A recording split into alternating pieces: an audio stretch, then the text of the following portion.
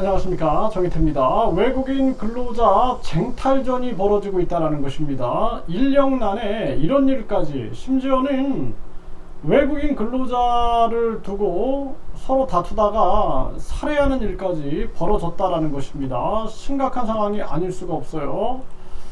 네, 지금 매일경제에서 보면은 편법 고용 부추기는 커터제, 불법 체류자 월급 2배 주고 뽑고 있다, 이렇게 얘기를 하고 있습니다.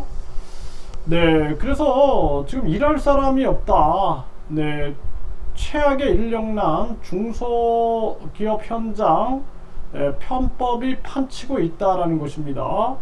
구직 카페에서 불법 체류자 모집하고 회사 쪼개 가지고 커터제, 회피, 꼼수도 쓰고 있다라는 것입니다. 정말 심각한 문제고요. 비전문 인력 커터 60% 늘렸지만 기업 과반이 인력 부족이 해소 안 된다, 이렇게 지금 얘기를 하고 있습니다. 커터제를 완전 폐지 등 파격안을 요구하고 있다는 거죠. 네, 한국이 이 산업공상, 그 과거부터 조선 때부터 사농공상이라는 이러한 나쁜 그러한 인식 때문에 결국에는 이게 우리나라 지금 경제의 기초가 다 허물어지고 있는 정황이고, 지금도 학벌주의, 1류대, 2류대, 3류대, 지방대, 해외 명문대, 이런 식으로 학벌주의를 하고, 그리고 직업에 귀천이 없음에도 불구하고 은근히 이 신분 계급주의를 만들면서 이 지경이 되고 있는 상황이고, 나라는 국민들이 살 수 없는 지경이 되니까 저출산 고령화가 심각해지고, 이제는 외국인들 근로자도 없어서 지금 돌아가지 못하는 그러한 정황으로 치닫고 있는 것입니다. 불법 체류자는 41만 7천명 최고치를 경신했다라는 것입니다. 심각한 문제가 아닐 수가 없고요. 네, 돈 더 줄게, 몸값 오른 외국인 두고 어민끼리 불법 쟁탈전을 벌인다. 이제는 이민시대다, 이렇게 중앙일보에서 보도하고 있어요. 네, 농촌 외국인 노동자 배정을 놓고 살인까지 일어났다는 거예요. 네, 인력난이 심각하고 웃돈을 요구하고 있는 이러한 정황이고요.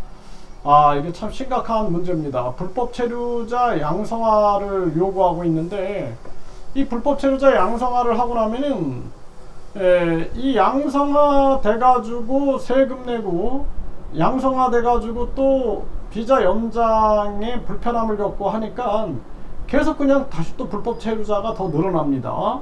이런 문제가 악순환이 되는 거죠. 네, 살인까지 부른 심각한 농촌의 인력난, 이 심각한 문제죠. 여기다가 또 최저임금까지 오르니까 농촌은 유지가 안 되는 겁니다. 그래서 제가 최저임금 제도를 빨리 폐지하고 우리나라가 국민권익금 제도를 운영해서 완전히 나라를 바꾸지 않으면, 이 상황에 맞게 바꾸지 않으면 안 된다, 이런 말씀을 드리는 거고요. 농촌 인력난 얼마나 심각하길래 일꾼 배정 다툼에 살인까지 일어나고 있다는 거예요. 그래서 외국인 근로자 공급이 늘어도 여전한 인력난, 웃돈 내걸기가 일쑤고, 농민단체는 불법 체류자 양성화, 단기 체류 기한 연장 등이 필요하다, 이렇게 지금 주장을 하고 있는데요. 이 참 안타까운 겁니다. 어쩌다가 우리나라가 이렇게까지 됐는지 답이 안 보이죠. 네, 그래서 저출산 고령화는 심화되고, 외국인 근로자 문제는 이렇게 또 심각한 문제인데, 이 문제 해결하기 위해서는 완전히 그냥 파격적인 그러한 개혁을 하는 수밖에는 방법이 없습니다. 이게 지금 상황이. 네, 하루 25만원, 월 600만원 줘야 외국인 근로자 쟁탈전이 심화되고 있다는 것입니다. 네, 중소기업들은 고용 한도를 풀어달라고 외치고 있는 그러한 정황이고요. 네, 이게 심각한 정황으로 가고 있는 대한민국의 현실이고요. 네, 일꾼 달라 다투다 살인까지, 농촌에서 이런 일까지 지금 벌어지고 있다는 거예요. 농촌에서 지금 이 불법 체육 문제뿐만 아니라 뭐 마약 문제, 외국인 범죄 문제, 아주 하나부터 열까지 온전한 부분이 없는 겁니다.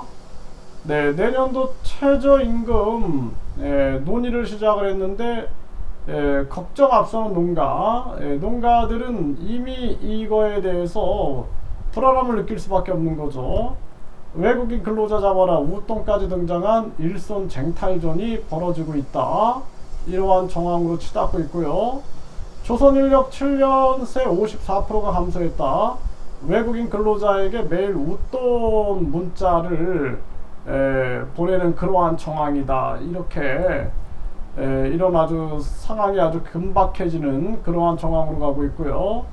인력난의 중소기업들 싼 외국인 근로자 쟁탈전, 고용, 임금 구조 왜곡이 되고 있다. 뭐 이게 어제 오늘의 일이 아니죠. 네, 외국인 근로자는 급증하고 일자리 쟁탈전이 벌어지고 있는 그러한 정황이다라는 것입니다. 네, 이게 참 대한민국의 현실이 아주 어둡게 진행이 되고 있는데요. 지금 저출산 고령화 문제가 당장 해결도 안 될 뿐더러 앞으로 해결될 기미가 안 보입니다. 어쩔 수 없이 대한민국은 지금 이 다문화 국가, 다인종 국가, 다민족 국가로 내몰리고 있는 그러한 정황인데요.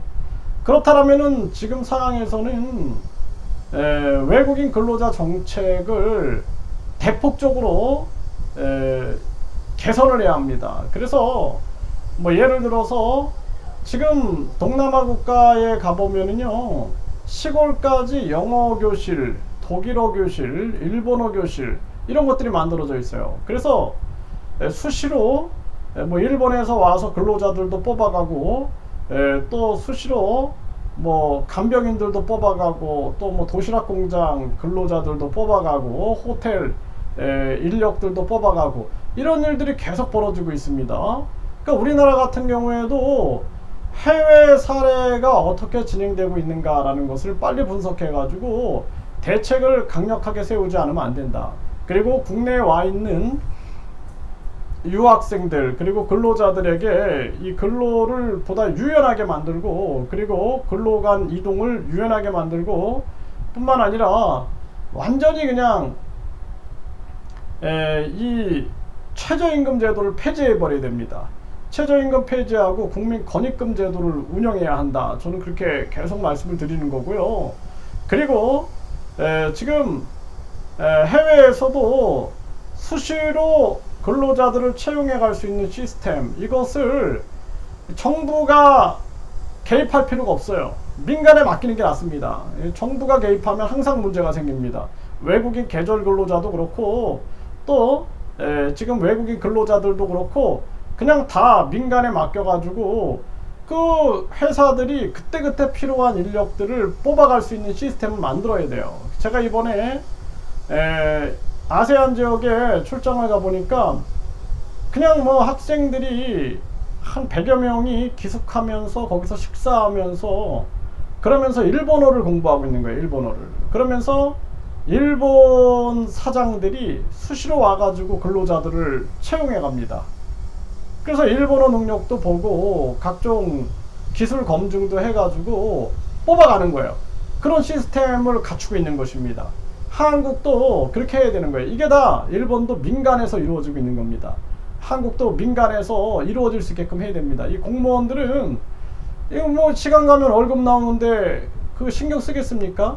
신경 안 써요. 정치꾼들도 신경 안 씁니다. 그냥 자기들 업적이나 국민들한테 홍보할 생각이나 하지 신경 안 쓴다라는 거예요. 그래서 우리나라도 완전히 민간에게 맡기고 그리고 중소기업이나 뭐 각종 기업들이 필요한 사람들을 즉각 고용해 갈 수 있는 시스템으로 완전히 하지 않으면 안 된다. 그리고 대한민국은 외국인 투표권을 폐지하고 그리고 국적을 주는 것을 아주 신중하게 생각해야 한다는 거예요.